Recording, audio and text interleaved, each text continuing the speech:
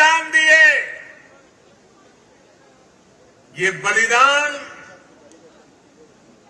तेलंगाना के उज्जवल भविष्य के लिए थे। ये बलिदान तेलंगाना की आन बान शान के लिए था। तेलंगाना आंदोलन इसलिए नहीं चला था कि कोई एक परिवार तेलंगाना के विकास के सपनों को लगातार कुचलता रहे। तेलंगाना आंदोलन इसलिए नहीं चला था कि कोई एक परिवार साम दाम दंड भेद ये रास्ता अपना करके तेलंगाना को तबाह करने में नई नई साजिश करते रहे। साथियों, परिवारवादी पार्टियां भारत की केवल एक सियासी समस्या नहीं है। परिवारवाद और परिवारवादी पार्टियां देश के लोकतंत्र और देश के युवा दोनों की सबसे बड़ी दुश्मन है। देश ने देखा है, तेलंगाना के लोग देख रहे हैं कि एक परिवार को समर्पित पार्टियां जब सत्ता में आती है तो कैसे उस परिवार के सदस्य भ्रष्टाचार उसका सबसे बड़ा चेहरा बन जाते हैं। तेलंगाना के लोग देख रहे हैं कि परिवारवादी पार्टियां किस तरह सिर्फ अपना विकास करती हैं, अपने परिवार के सदस्यों की तिजोरियां भरती हैं। इस परिवारवादी पार्टियों को गरीब के दर्द की, गरीब की तकलीफ की न उनको कोई चिंता होती है, न कोई परवाह होती है। इनकी राजनीति सिर्फ इस बात पर केंद्रित होती है कि एक परिवार लगातार किसी भी तरह सत्ता पर कब्जा करके लूट सके तो लूटता रहे। इसके लिए ये लोग समाज को बांटने की साजिश रखते हैं। जनता का विकास में उनकी कोई रुचि नहीं होती है। पिछड़ेपन, समाज पीछे रहे, उसी में उनका भला देखते हैं। साथियों, परिवारवाद की वजह से देश के युवाओं को, देश की प्रतिभाओं को राजनीति में आने का अवसर भी नहीं मिलता। परिवारवाद उनके हर सपनों को कुचलता है, उनके लिए हर दरवाजे बंद करता है। इसलिए आज 21वीं सदी के भारत के लिए परिवारवाद से मुक्ति, परिवारवादी पार्टियों से मुक्ति एक संकल्प भी है और एक नैतिक आंदोलन भी है। जहां जहां परिवारवादी पार्टियां हटी है, उनका अस्त हुआ है, वहां वहां विकास के रास्ते भी खुले हैं। अब इस अभियान को आगे बढ़ाने की जिम्मेदारी तेलंगाना के मेरे प्यारे भाई और बहनों की है, तेलंगाना की जनता की है। साथियों, एक और भाजपा की लड़ाई तेलंगाना के भविष्य के लिए है, तो दूसरी ओर ये लड़ाई तेलंगाना के सम्मान, स्वाभिमान और पहचान की भी है। यहां एयरपोर्ट से बाहर आते ही तेलंगाना की जो हवा मैं महसूस कर रहा हूं, ये जो मैं दृश्य देख रहा हूं, ये तपती धूप में आप लोगों का उत्साह उमंग देखता हूं। मैं इसके आधार पर कह सकता हूं कि हमारा संघर्ष रंग ला रहा है।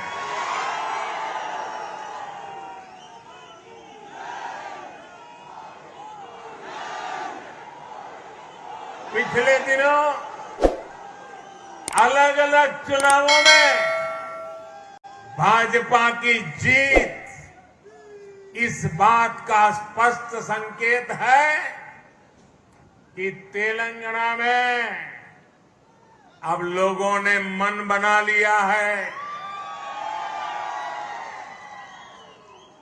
तेलंगाना में अब बदलाव पक्का है।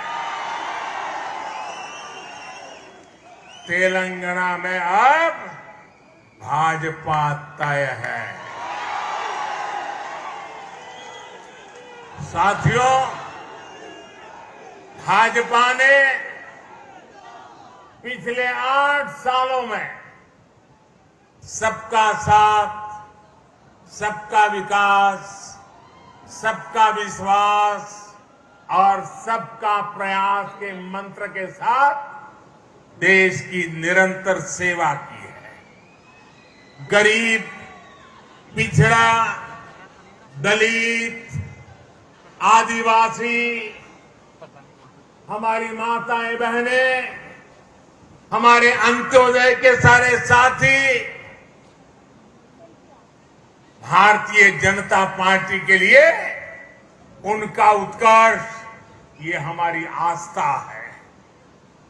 देश का सम्मान देश के गरीब, मजदूर और किसान के सम्मान से जुड़ा है।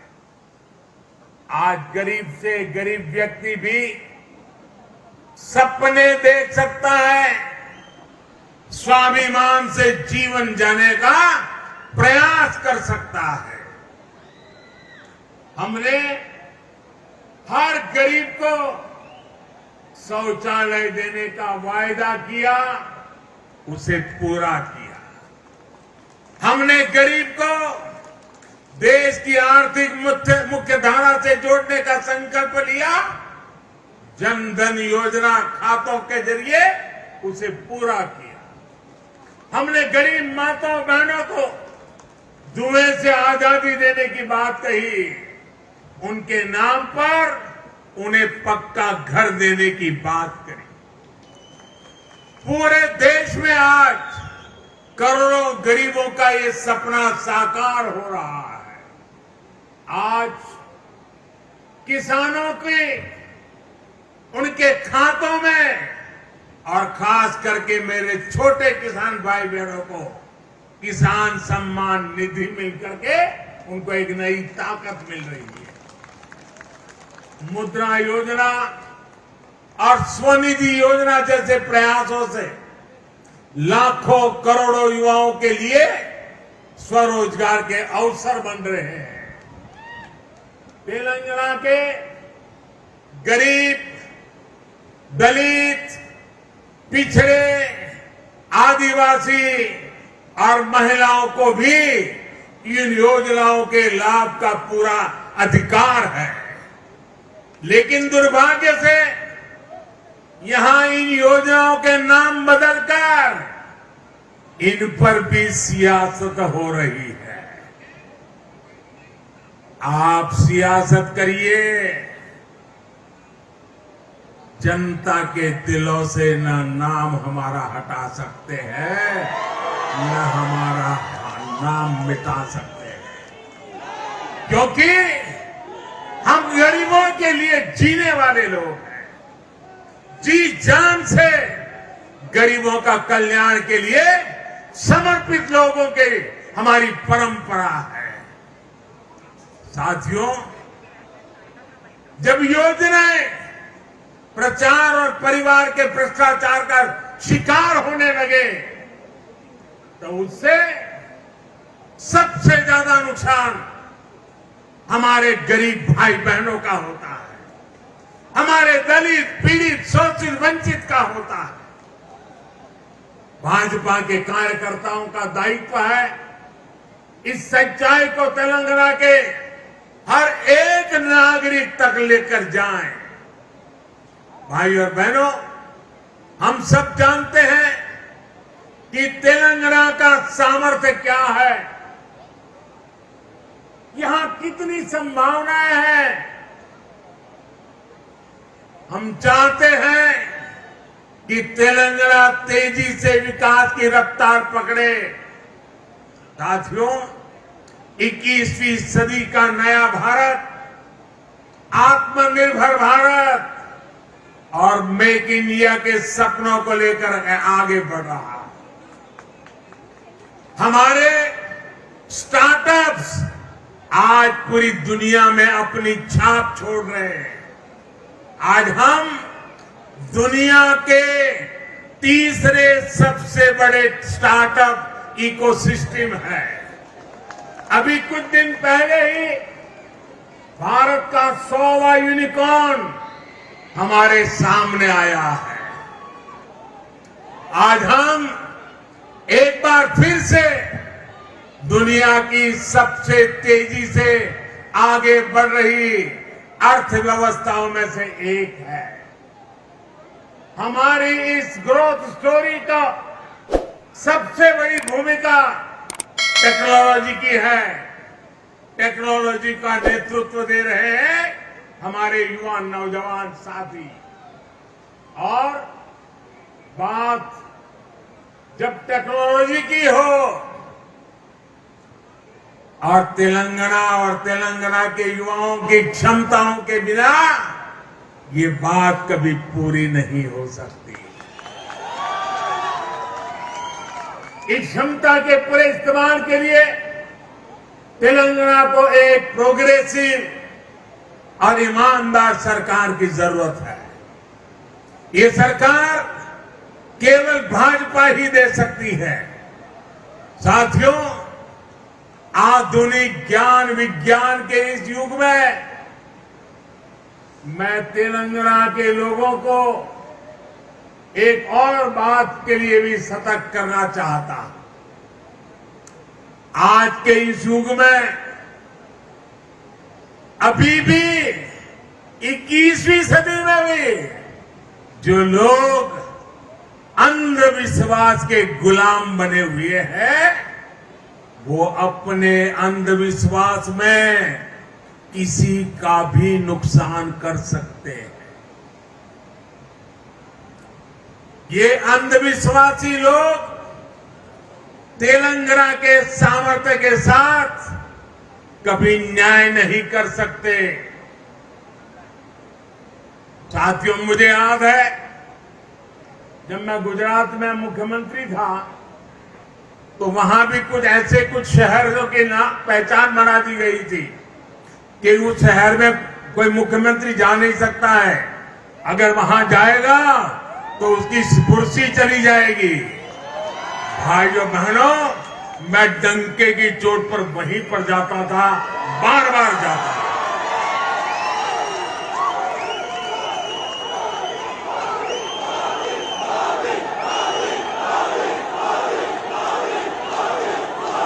मैं विज्ञान में विश्वास करता हूं, मैं टेक्नोलॉजी में विश्वास करता हूं।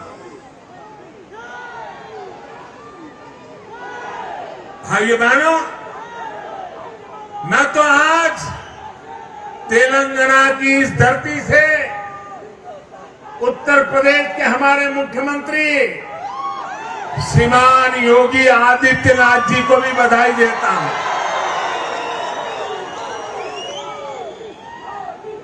उनके वो तो संत परंपरा से हैं, सन्यासी परंपरा से हैं, उनके कपड़े और वेशभूषा देख करके कोई भी बात मान लेगा।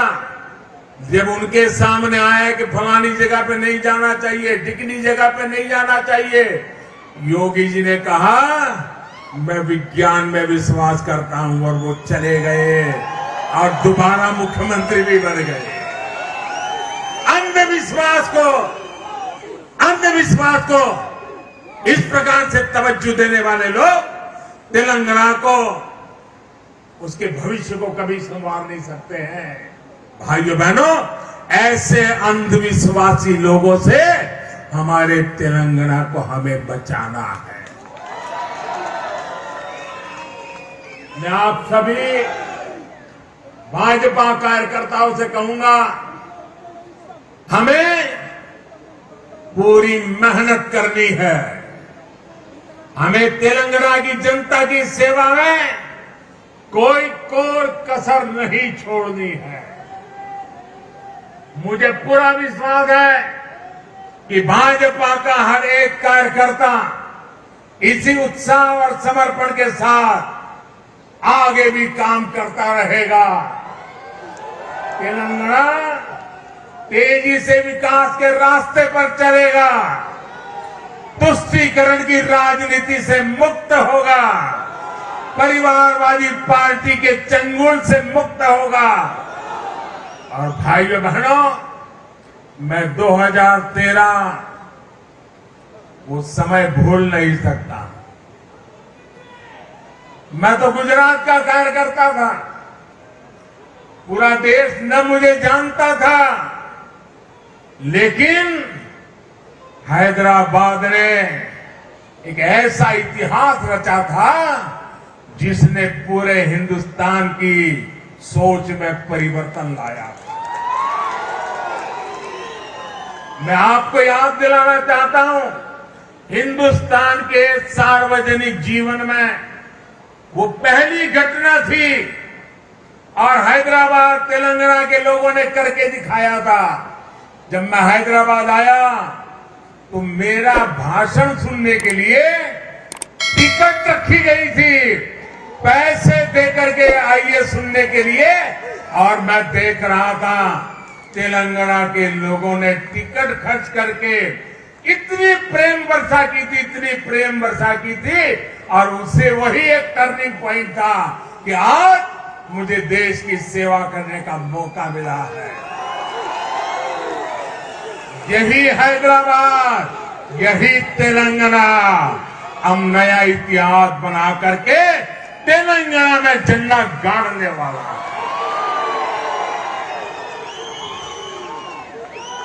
साथियों, मैं आपके परिश्रम की जितनी तारीफ करूं उतनी कम है, मैं आपके जज्बे की जितनी तारीफ करूं उतनी कम है, लेकिन मुझे पूरा विश्वास है, ना आप झुकने वाले हैं, ना आप थकने वाले हैं, आप जूझने वाले भी हैं, जीतने वाले भी हैं।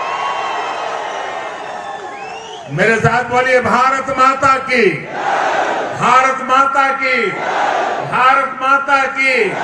बहुत बहुत धन्यवाद।